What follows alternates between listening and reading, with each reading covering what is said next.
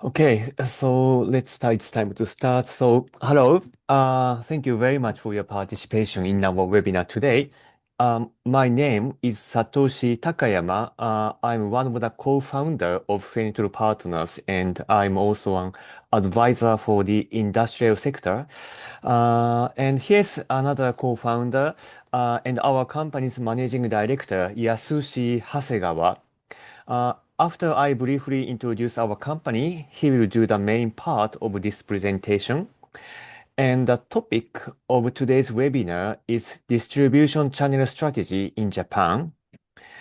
In this presentation, we will explain that just having a local distributor wouldn't be enough to grow your business with Japanese companies.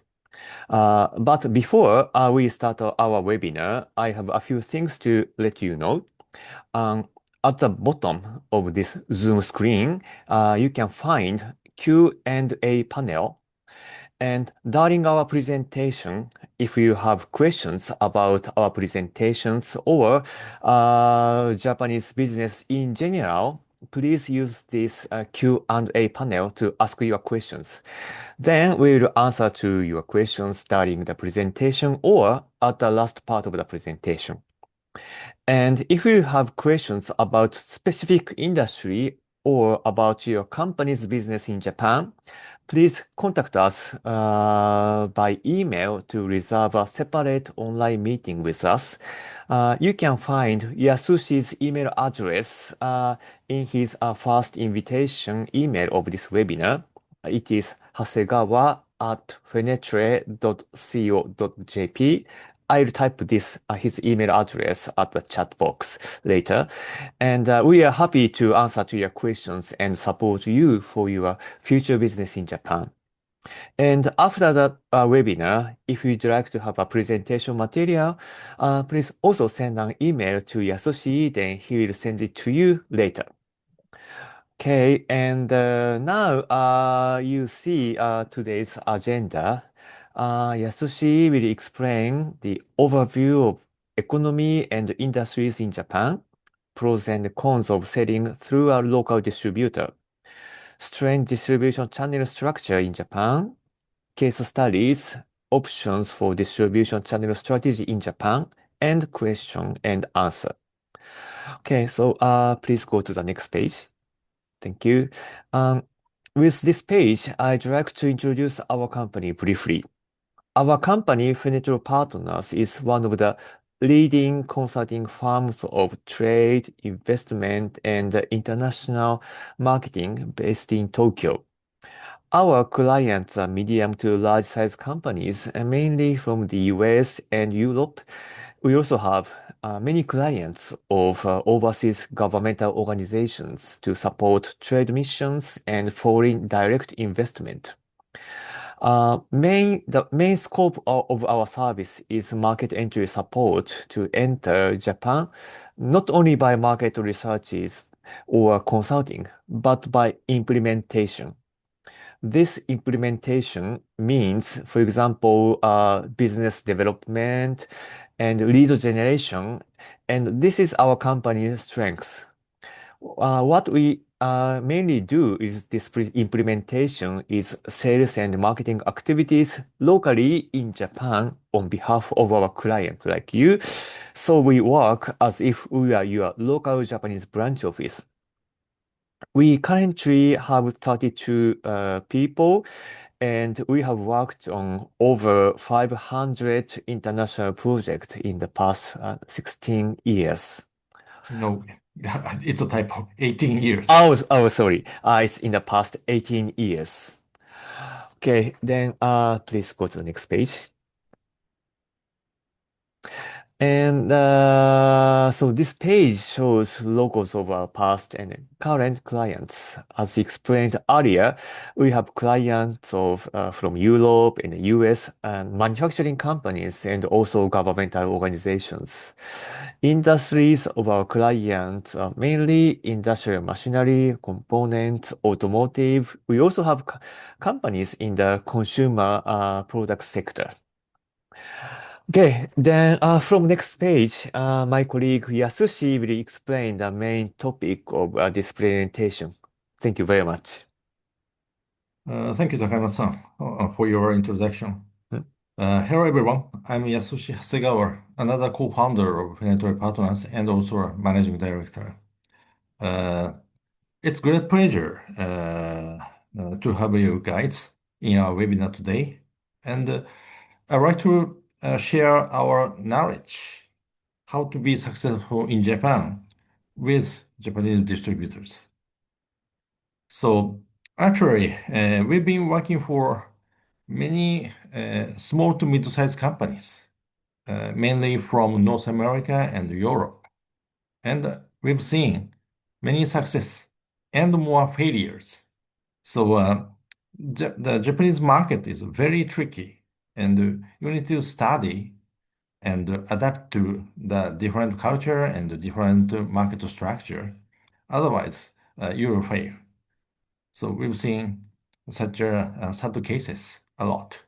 So I'd like to start from the first section, overview of economy and industries in Japan, because probably many of you guys know uh, our economy is not going well. So, but still, many foreign companies are seeking opportunities in Japan. I'm telling you some secrets why Japan is still attractive market for some of the foreign companies.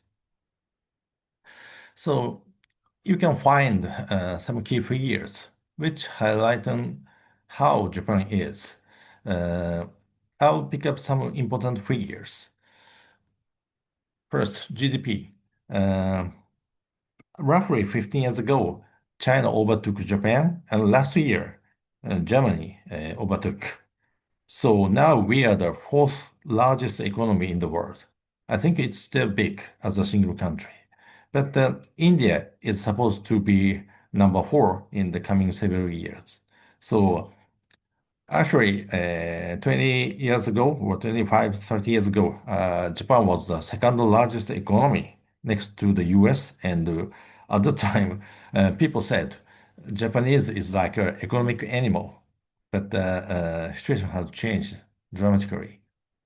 And you can find the GDP growth rate, which is very high, but it's also tricky. This growth rate is a nominal GDP. So actual GDP is less than 1%.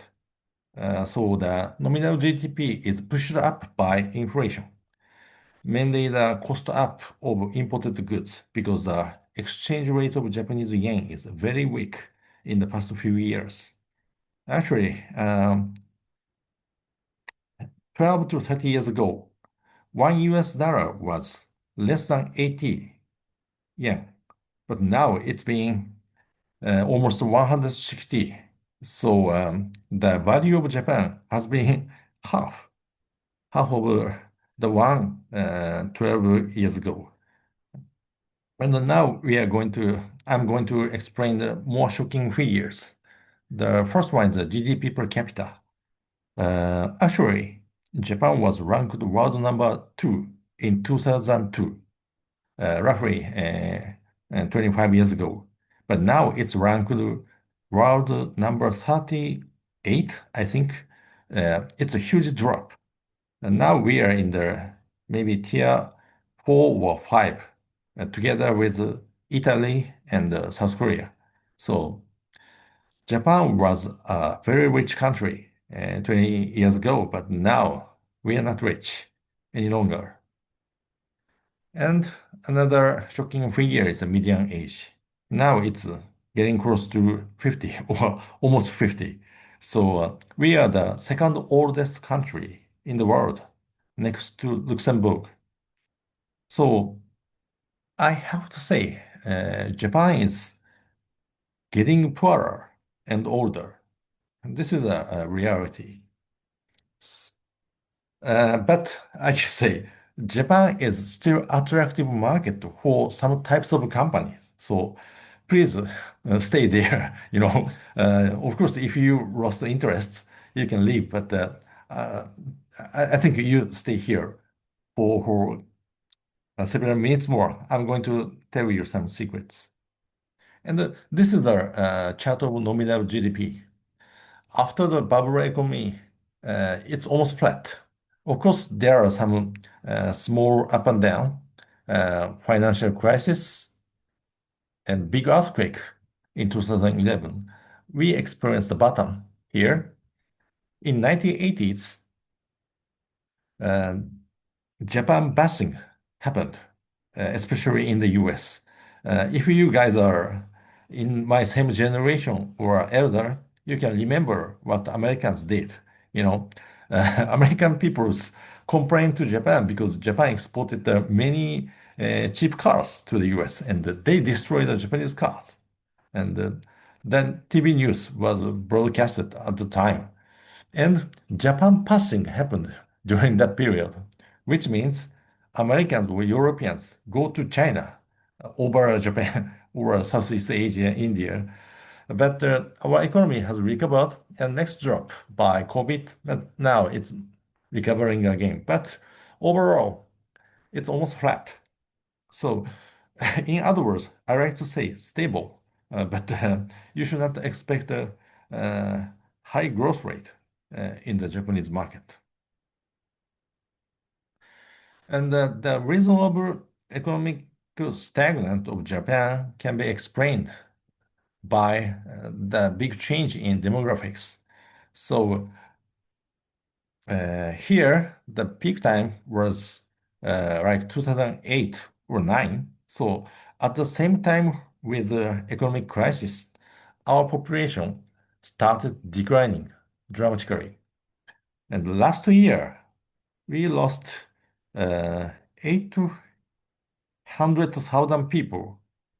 So can you guess what's happening in Japan? So we are losing the number of workforce and consumers at the same time. Of course, it's not good for our economy. This is the main reason why our economy is not going well. But I like to say some industries are still good in Japan. I'm going to explain the very typical case. The chart explains the number of cars sold in the domestic market of Japan. The peak time, 8 million units were sold inside Japan, but now it's been almost half. It's a huge drop. So it seems like Japanese automotive companies are dying. However, the reality is different. Honda, Toyota, Nissan, Matsuda, Subaru, they are quite doing well, even though their sales in Japan is declining dramatically. You can find the reason here. So the same amount of cars are exported with the number of domestic sales. So it's stable. At the same time, overseas production has been increasing. So the total production in the world has been steadily growing. That's why, such big Japanese automotive companies are thriving, very successful. The data is somewhat old. So after 2019, everybody experienced some drop by COVID, but now it's restarted to growing. I think Toyota made a highest record over production and sales in their last fiscal year. So this is a very good example. And not only automotive, but also big Japanese manufacturers are mainly earning money outside Japan. So this is a chart of overseas sales ratio. So in the past, it was like 28%, but it's been getting close to 40%. So many big Japanese manufacturers don't rely on the domestic market any longer. And big names have over 80% of overseas sales ratio. You can find the famous name.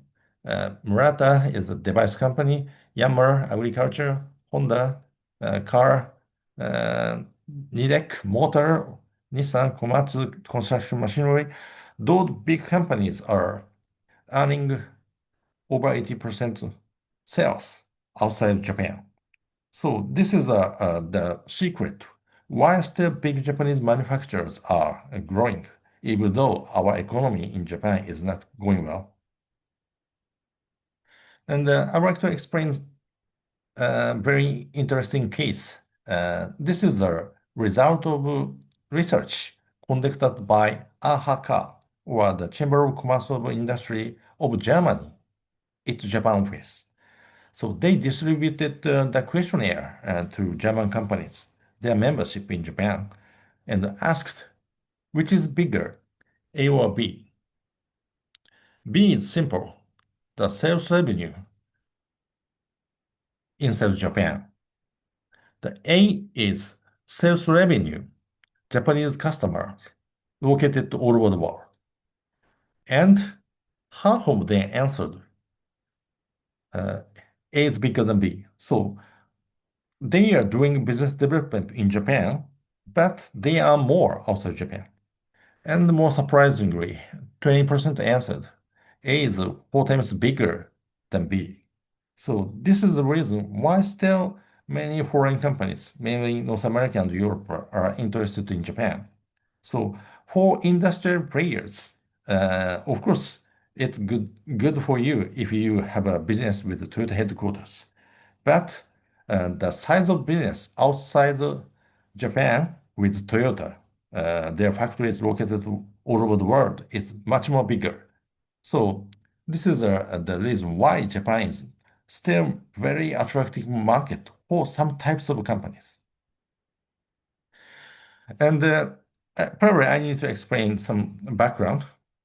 Some of you guys think you can directly sell to Toyota USA, Toyota China, Toyota Europe, but it might be possible if you are selling cheap products or a commodity. So local engineers have a right to choose the right one in the local factory. However, if you are selling important component or equipment, for example, in the case of automotive, uh, autonomous driving software, uh, some eco-friendly engine filter, safety sensor, those important parts are chosen by someone in Japan in the center of R&D. So that's why you need to close a deal in Japan. Then you will have a chance to deliver your products to all over the world. In addition to that, you will have some bonus when you have a business with big Japanese companies. This is the figures about FDI in Asian countries. These guys are investors. These guys are destinations. So Japan is the biggest investor in China, Thailand, Philippines, Malaysia. And the second in India, Indonesia, and Vietnam. So, which means if you do business development in those Asian countries, you often encounter Japanese companies there. Probably some of you guys have experienced this kind of situation. For example, Thailand. I think it's a extreme case. Over 60% of automotive companies there are Japanese. And decision makers is not there.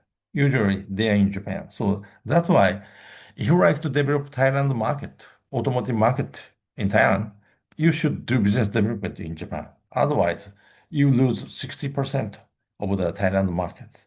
So this is another reason or another bonus when you are successful in Japan.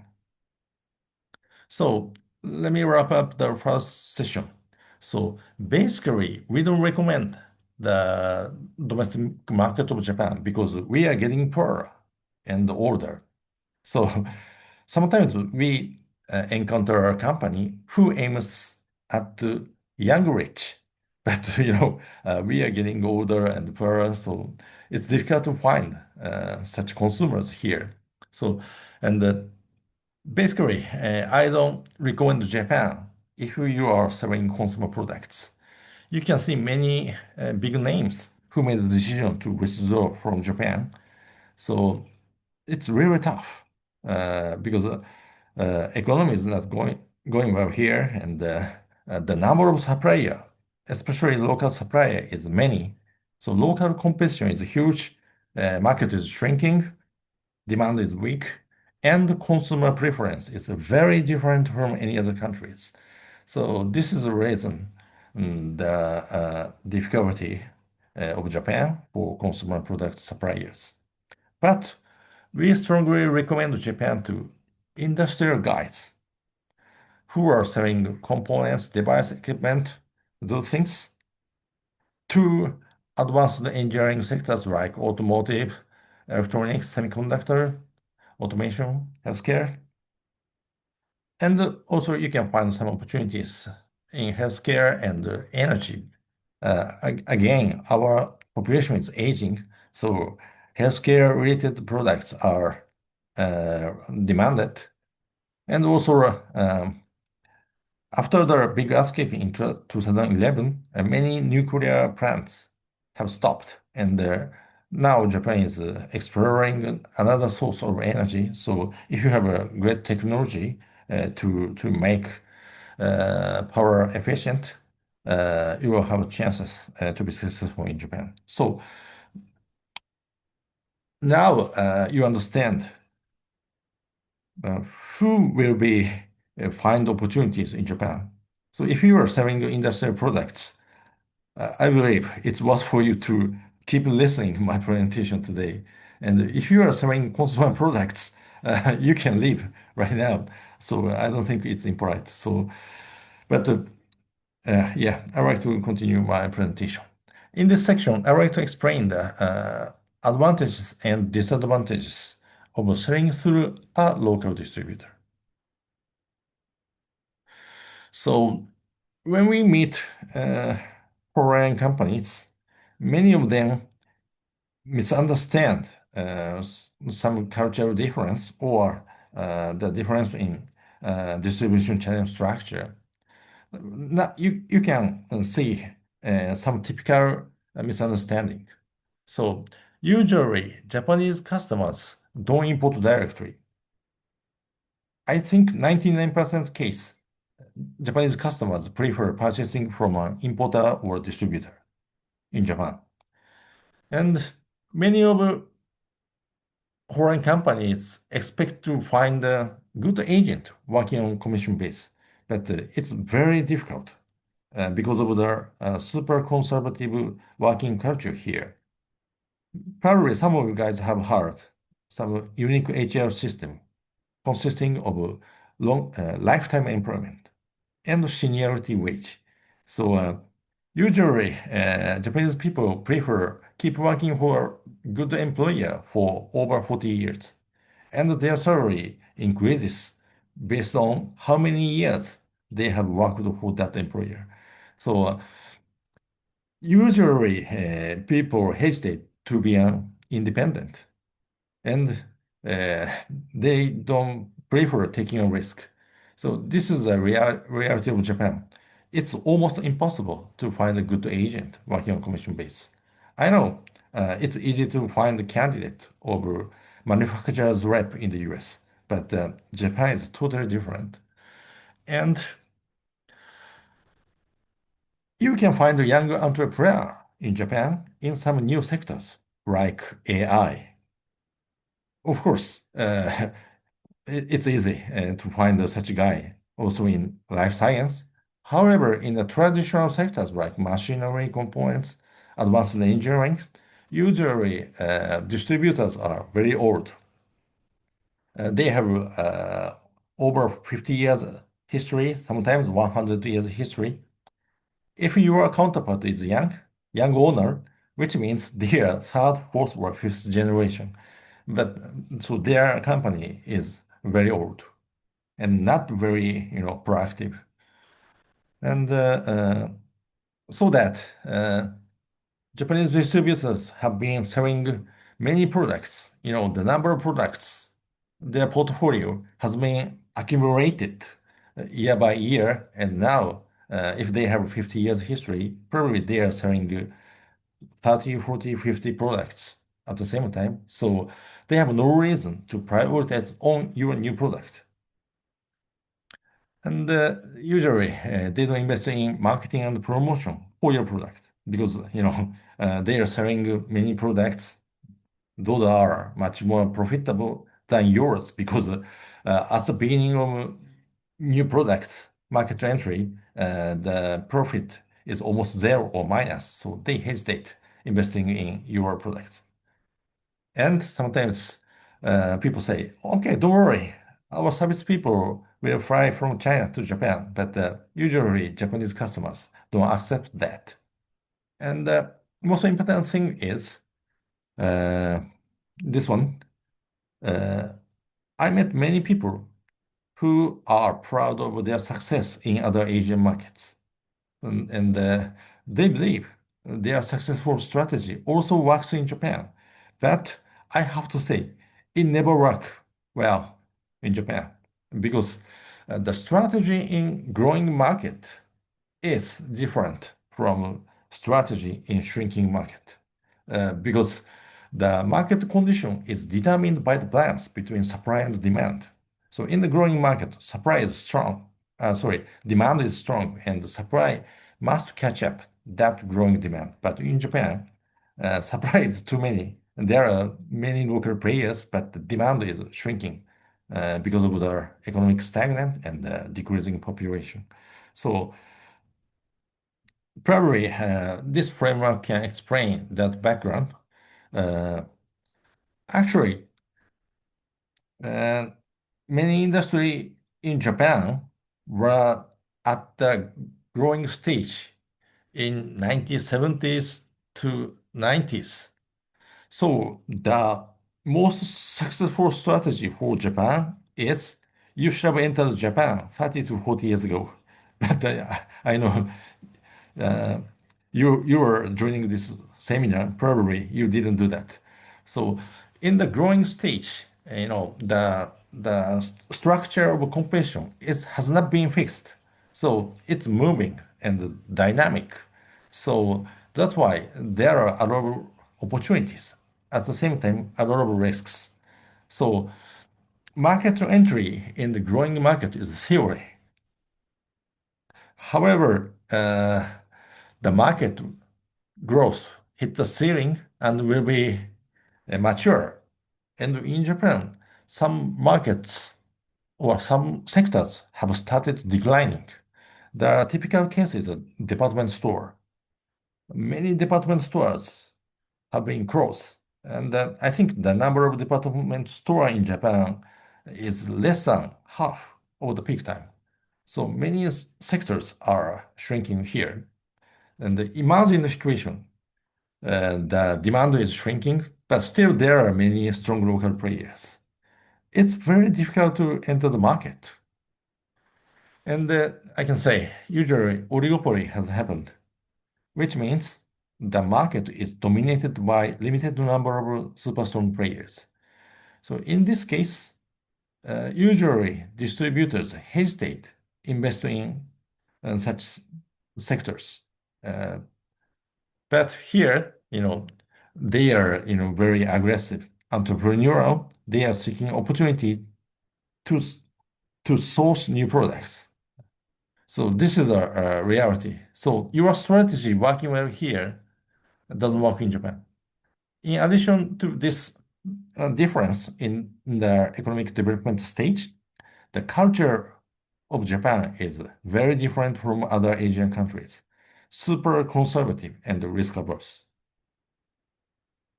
And I can explain some the difference in the structure of distribution channel structure.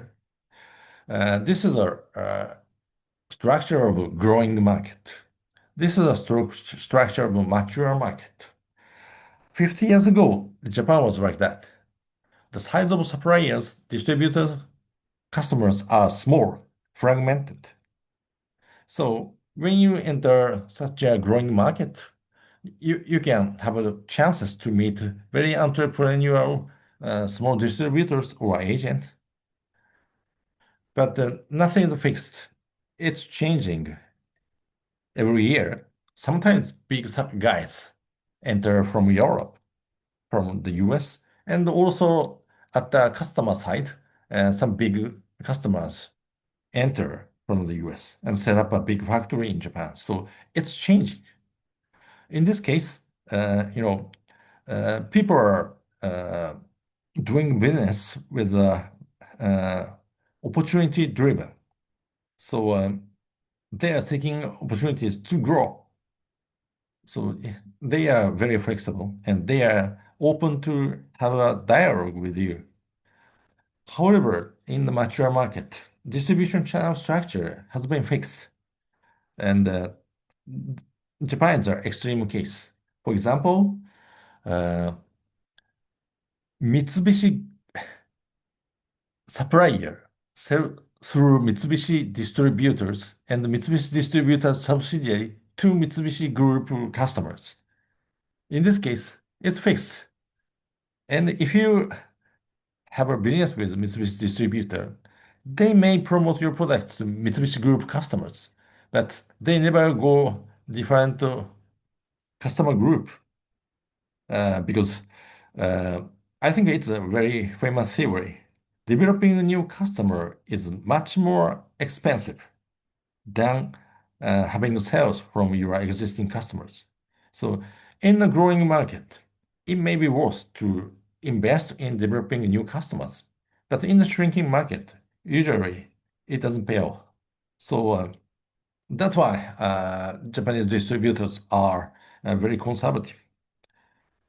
So so it's not too easy even for arranging a meeting with the distributor because again, they've been bigger.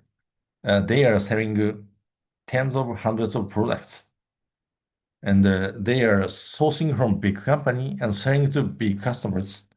Adding your product is not very attractive for such big players. While small entrepreneur in an emerging market think your offer is very attractive. So the power balance is very different between growing market and mature market. So I can say in at this stage, if you are somewhat big, like you have 50 million sales or 100 million sales, in emerging market, you are big. Your offer seems attractive. But in Japan, you are not big. So this is a reality. So in this growing market, you are at a position to choose your distributor or agent. But in mature market, you have to be chosen. So you need to change your mindset. Otherwise, Japanese distributors ignore you. Of course, they are very polite in front of a foreigner. They say, yes, welcome to Japan. Very interesting. But they ignore your following up emails. So you should change your attitude to Japanese potential distributors. And I'd like to explain some framework of comparing market entry mode. So trade, which means you just to sell through a local distributor, is a easiest way to enter the market. And if your products are semi-automatically sold, this is the most efficient market entry mode. However, risk is low, but the control is also low uh, because your distributor works on their own interests. They don't represent you, so you can't control. Of course, if you can control them if you acquire your distributor, but usually this is another option. If you purchase half of share, it could be in this classification collaboration. And if you take this option, direct investment, you set up your own office in Japan. Of course, you can control everything, but it's not cheap. Probably you need to prepare at least 1 million cash. So otherwise, you can to set up your own office and hire a few local talents. So this is the reality. So I think having one distributor could be a good start for your market entry.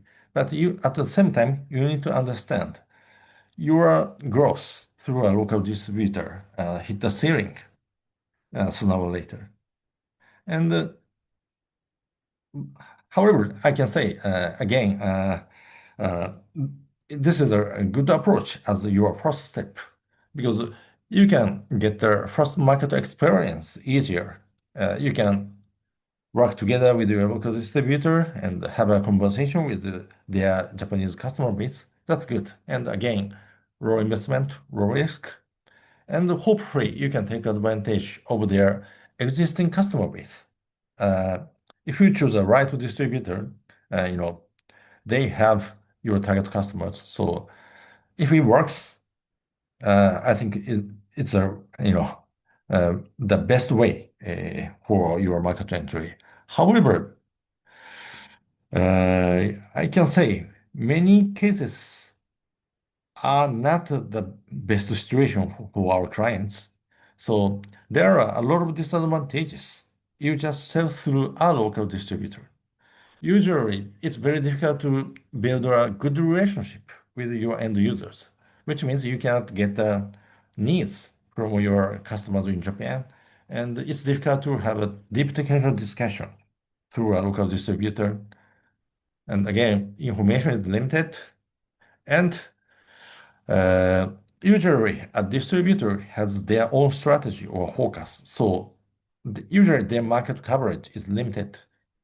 They cover one of your target sectors, but other sectors are not covered. I think this is a typical situation for our clients and difficult to control sales. And also, uh, you never know how much margin they mark up on your product pricing. And at the beginning of a market entry, of course, service level must be low.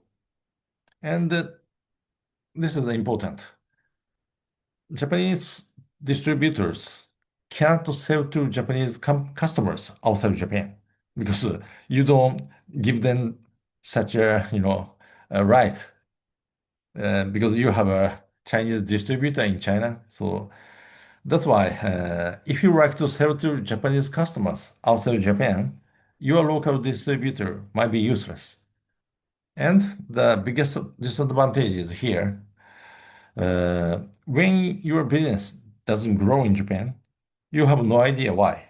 It's because Japanese distributors are uh, super polite, or they mitigate everything. They report on negative things with sugarcoating to you, and they don't disclose important information, including contact information of end users.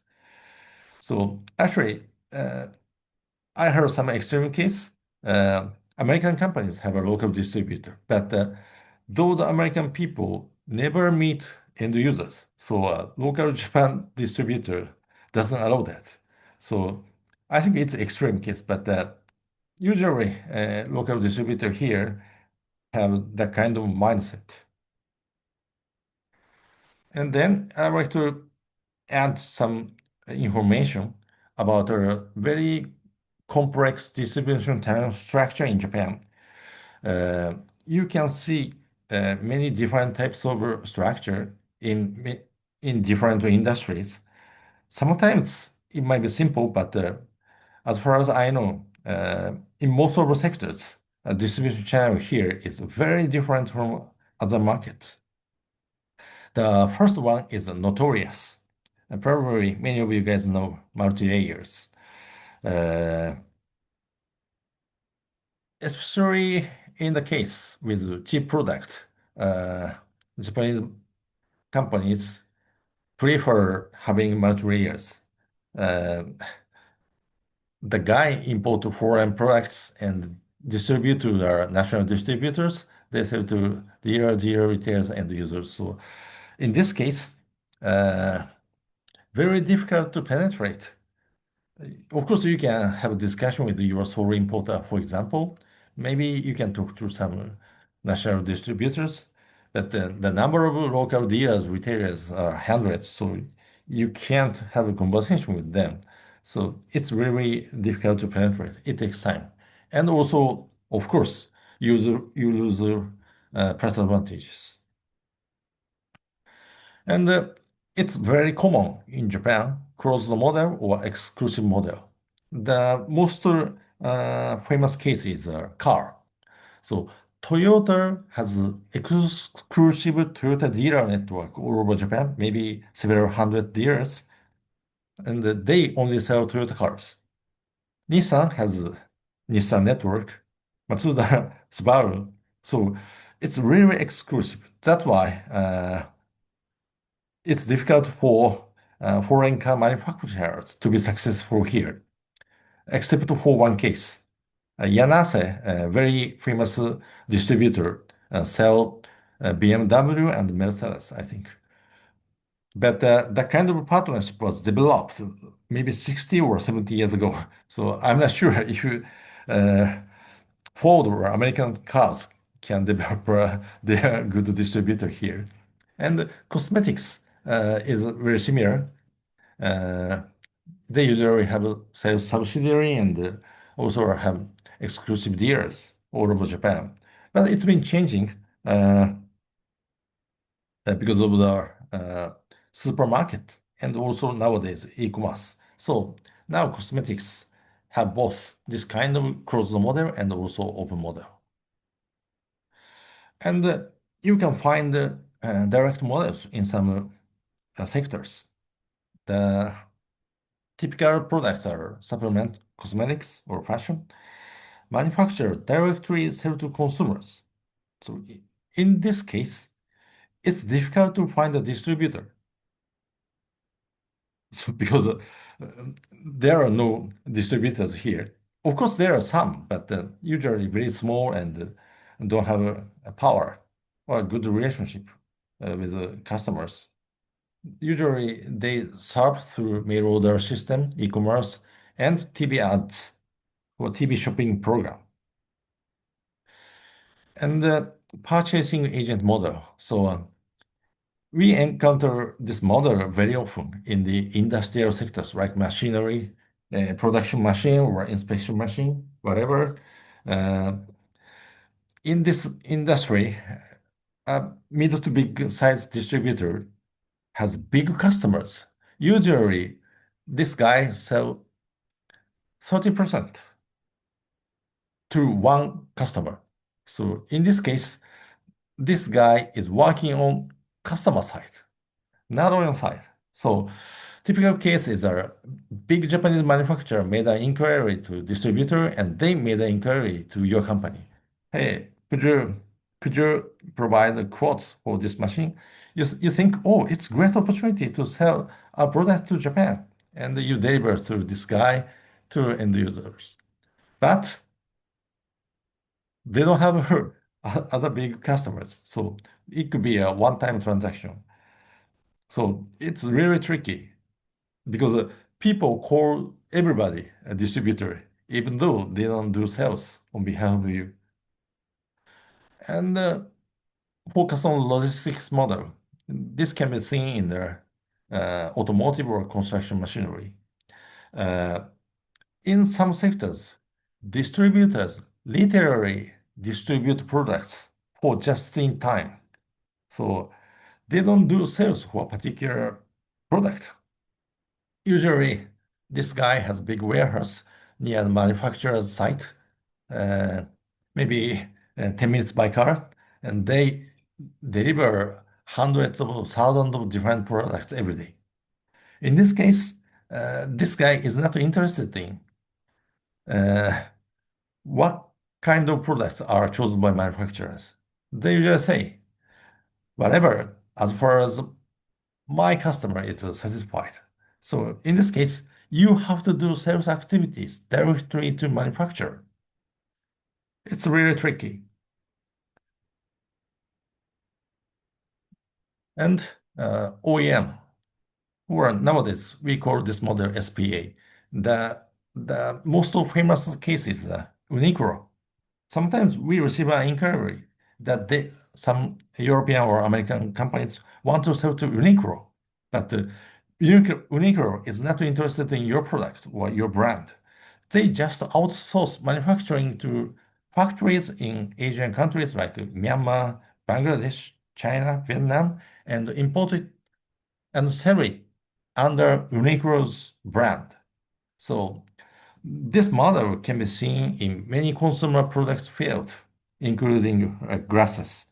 So that's why Uniqlo can provide a very high quality product at a very reasonable price because there's no middle guys here. And usually Uniqlo send their quality managers to factories in Asian countries. So in this case, only one possible way to collaborate with Uniqlo is you become a OEM. You forget about your brand. So sometimes you encounter this kind of distribution channel model. So probably now you understand the our domestic market is very mature, but industrial market is still very attractive for foreign companies. However, the structure of distribution channel is really tricky. Your successful strategy for other markets usually doesn't work for Japan. So let's think about your strategic option for Japan. So through some case studies that we have experienced. So this is a case of components to automotive and commercial vehicle, including construction machinery. So usually you expect the distributor sell to OEMs, Toyota, Honda, and Nissan, but it's meaningless to talk with the distributor only because distributor is not interested in particular product. Again, they are selling hundreds or thousands of products. And this is a structure. Distributor source products from you or supplier A or supplier B, and they don't care. You know, they say whichever, as far as OEM prefers. So this guy is focusing on delivery, and they don't promote proactively a particular product. So in this case, you have to do business development and technical discussion with the automotive company directly. However, if you fly from the US or Germany, uh, this guy will treat you as a guest. That's it. Thank you for coming to Japan. Do you like sushi? So probably they are very polite in front of you, but they don't take your offer seriously. In this case, you have to have someone in Japan who visit your end customers at the same time facilitate the logistics with a distributor, which is nominated by OEM. Usually, uh, automotive OEM nom nominate or appoint a particular distributor. Please deliver your products to this distributor and this warehouse. So this is the only possible way to develop automotive customers in Japan. And machine tool case. I think I already explained multi-layer case. So it's really energy consuming and time consuming to penetrate to end user factories. So in this case, we usually recommend you spend some small money for digital marketing to get inquiries directly from end users. Or after the customer or end user found your product, they will make an inquiry to this guy and this guy, this guy. So you need to make the opposite direction channel from customer to your sole distributor. So in Japan, SEM on Google and some industrial parts that site is really powerful. And Next week on Tuesday, we have another webinar to explain the successful digital marketing and lead generation in Japan. So if you are interested in this kind of approach, please feel free to join that webinar on Tuesday. And this is a case of analytical tool. So again, many of distributor has focus on a particular segment or sector. So and they hesitate to develop another sectors because of the maturity of the market condition. The market has been almost fixed. It requires a lot of energy, and they are selling hundreds of products to their target sectors. Usually, they hesitate making additional effort for developing new sector for you. So that I recommend you develop another distributor for covering different target sectors. Many of our clients have this kind of strategy. So we develop new distributors. At the same time, we help them to promote our client product to new target sectors and also take care of technical support. This is our part of our main our service. So now I'd like to wrap up my presentation. Uh, Again, in the mature market, you are not at the position to choose, but to be chosen because most of distributors hesitate investing their time and effort on new product because they are profitable enough with selling hundreds of different products to their existing customers.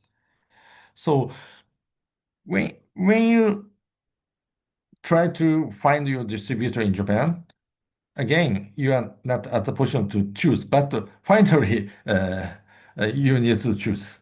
So in this case, you need to compromise to some degree.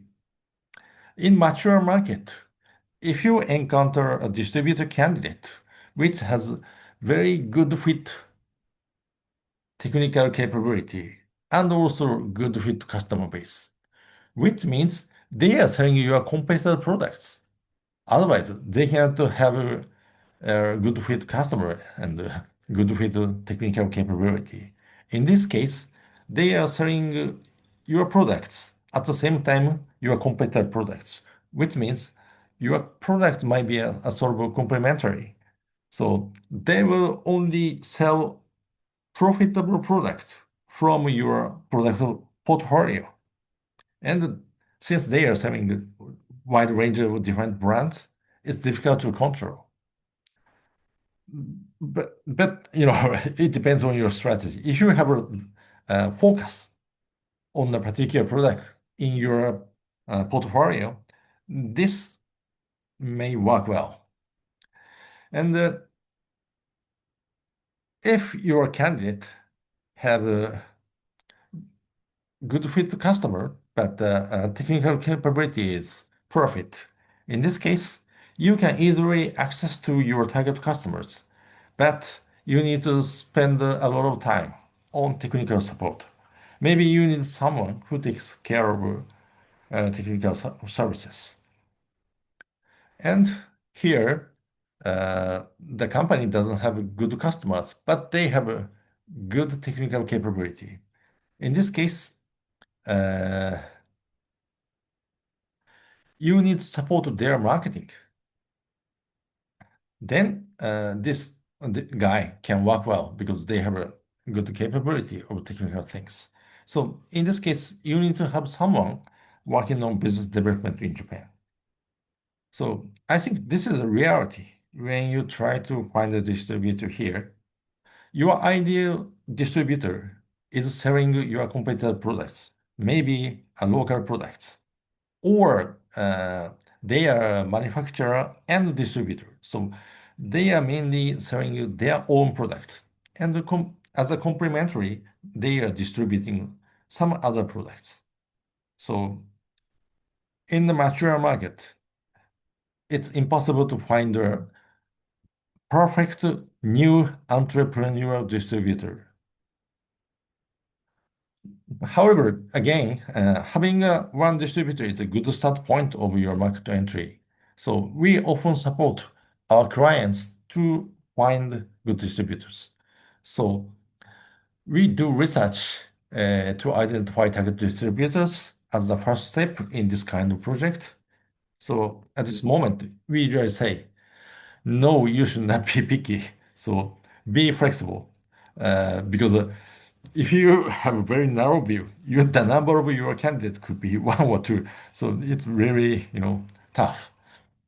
And I recommend you keep different types of companies. Again, some might be classified into here, here, here. I recommend you keep different options. And you can find a decision after having discussion with some of them. And on the next step, we do contact and pre-screening, and we require our clients to prepare official meeting request letter in their official letterhead with signature of a high-level person, because uh, people here are very conservative, so they always, uh, skeptical if our firm exists, nobody knows financial partners. So sometimes they come to our office to check if we really exist. It's funny, but they are super conservative. And we ask them, our clients, to prepare presentation and some case studies and some figures. Uh, Conceptual presentation doesn't work here. People are sort of micromanagement oriented, so they ask a lot of questions, and you need to answer in a timely manner. And usually, we recommend you have online meetings for the screening purpose before you come to Japan, and we arrange some meetings with qualified candidate, and our staff accompany you to all the meetings to facilitate the discussion and sometimes support translation. Because, of course, a distributor, importer has at least one English speaker, but sometimes higher level don't speak. So, uh, in many cases, we need to help you to facilitate the discussion. And also, you need a cultural interpretation because our communication way is very indirect. So you never know what they really think. So that's why after the meeting, our staff usually give an advice to our client how to proceed the conversation with this candidate distributor, and at the same time, who would be the best one among a few candidates. And we recommend just after coming back to your home, you work on following up. And uh, Japanese companies are very notorious with slow decision-making speed. So probably you need to come to Japan for the second round meetings to discuss small things. And in additionally, you should not prepare 30 pages distributor agreement like an American, and uh, usually their decision making is very slow. Then, if you prepare a 30 pages agreement, it will take half a year, 1 year, 2 years, and they fade away. So please make your agreement concise, especially for the first year contract. Otherwise, you cannot proceed. Again, this is the ideal situation. Your products are semi-automatically sold through your local distributor, but it's not, you know, enough. You need to combine different options like hiring a digital marketing agency or a business development company like us. You pay some fees. It's a small risk, but you get a high control. So I recommend this kind of combination of different options. So this is our approach. In traditional approach, you do market research, consulting, company registration. It's slow and you know uh, very expensive. However, our approach is here. We work on some marketing and visit potential distributors, customers, and finally make a strategy and business plan based on the market response. So your output is not only strategy, but also potential customers, potential distributors, some leads, and also some marketing material in Japanese. This is our approach. And for your information, we charge roughly 5,000 euros per month, plus some small bonus. I think it's reasonable enough as Euro test marketing. And this is another our strength.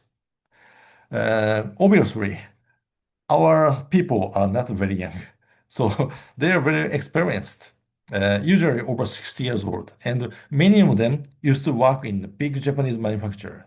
So they have network, and also they have knowledge, insights about your target sector because we hire those people. So some some of our clients called our staff as teacher because our staff is happy to transfer skill and knowledge how to be successful in Japan to our clients. So I think many of our clients are happy with our service level. So you can find a lot of testimonials on our website, and you can find our service level through such testimonials. So this is the last slide. We provide services for exploring opportunities for your company, market research, business matching with distributor, but our main service is here, business development. Our role is like your virtual Japan office. So we develop your customers, distributors, and then if you've been to the certain level, in terms of sales and profit, we can support you to establish your Japan office and hire your local talent. In that scheme, our role will be moving to an advisor. So this is a last slide of my presentation. So I hope you got the new insights about the Japanese market, and I hope your success here, and hopefully I will have chances to work together with some of you guys. Thank you for your participation to our webinar. Thank you. Okay. Yasushi, thank you very much for your presentation. And during your presentation, we got many questions, and I already answered some of the questions, but I haven't answered some questions. And maybe Yasushi, you can check the Q&A panel. Then there are three questions which we can answer on live. Yeah. So, so I read, okay, maybe you can see that. The first question is that, thank you very much for very interesting seminar. It was just presented, distributor A and distributor B offering your products to different end customers.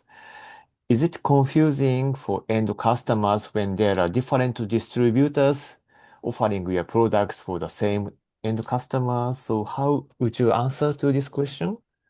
Yes, you're right. If you do the same thing in China, there might be war, you know.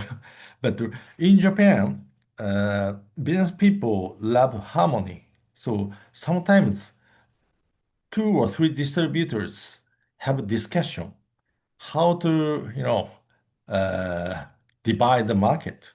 If when they have a conflict, sometimes our staff, facilitate the communication among different distributors, but sometimes they prefer having a direct conversation with another distributor. So this is our very unique Japanese business culture. Thank you very much. And okay, so let's go to the next question. Uh, what is the most convenient way to search for distributors in the market? Um, However, you need to hire a local expert. Of course, you can do the search uh, Mm. with utilizing AI translation tool. and check the website and make a long list, and you contact via email in Japanese, translated by AI. But I don't think it could be successful. Mm, So I heavily recommend you hire someone who do the research to identify your target companies and then contact them on behalf of you. Otherwise, it's very difficult. mm, Of course, if you send a few hundred emails, you will get one or two reply, but I think it's very energy consuming and return is quite limited. mm. Yeah. So we are of course happy to support this search if you are interested. Okay. Then, yes, next question. I have a question concerning the acceptance of Chinese products in Japan. In our case, we have a factory in China that products industrial pro equipment with competitive pricing. Currently, with focus on the local market and certain customers in Europe, would Japanese customers accept Chinese products if the price advantage is big enough? Okay, What do you think? there are two aspects.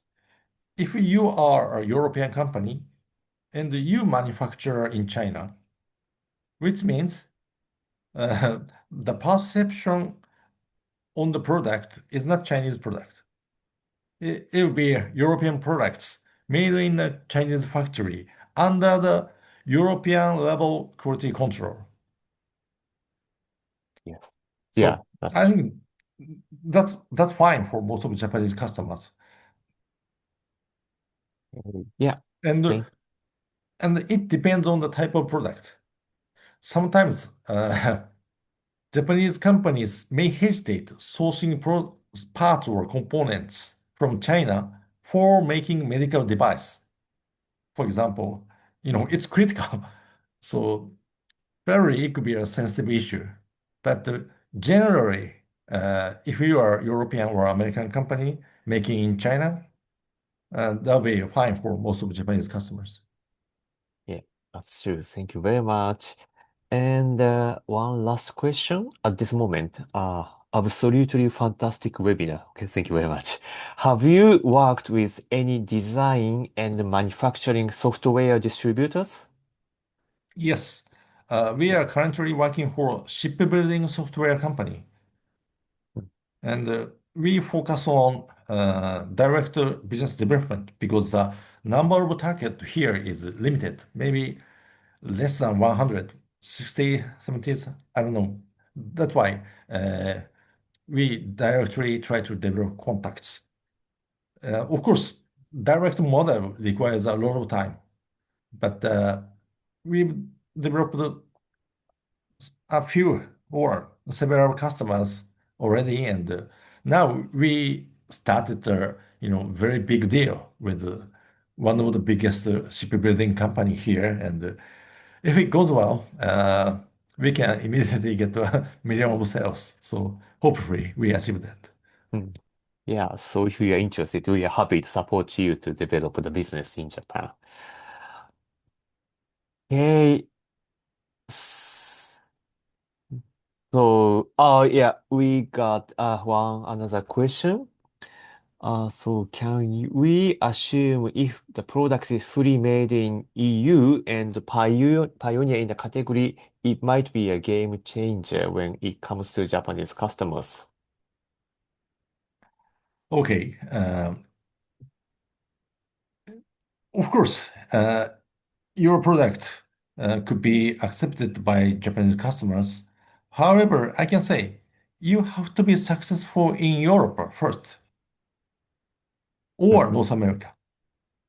Both North America and Europe would be better uh, because the Japanese customers ignore new technology which hasn't been successful. So people are super conservative. They always ask reference and case studies. So if you don't have good information about reference and case studies, you have no chance. I'm sorry to say that. mhm. Oh, and yeah, we are successful in the EU and USA, so must be successful. Yeah, that's good. Good. Uh, I can say if you are an American company, you have to be successful in Europe earlier than Japan. And if you are European, you have to be successful in North America earlier than in Japan. It makes sense because Japan is a big economy as a single country, but compared with North America and Europe, still small. And also market entry barrier is tough. So I think you keep that order. North America, Europe, then where you should go. Japan, China, India. I think that is a right path. Mhm. Hey. Yeah, we got another question. Are there many standards that must be met in order to import machines to Japan? Or do European standards also apply? Okay. Yes. For industrial products, the regulation of import is not very strict. Probably you can simply export it to Japan, and of course it's related with nuclear or something. I have no idea. But it's if it's a normal product used at a normal factory, I think it's easy. Hmm. For consumer products, you need to get some certificate like GIS, JIS, or those things. Hey. Okay. Yeah, so I think we have answered all the questions. And also, if you have any additional questions, please feel free to send an email to Yasushi. Then, yeah, he'll be happy. We'll be happy to answer to you.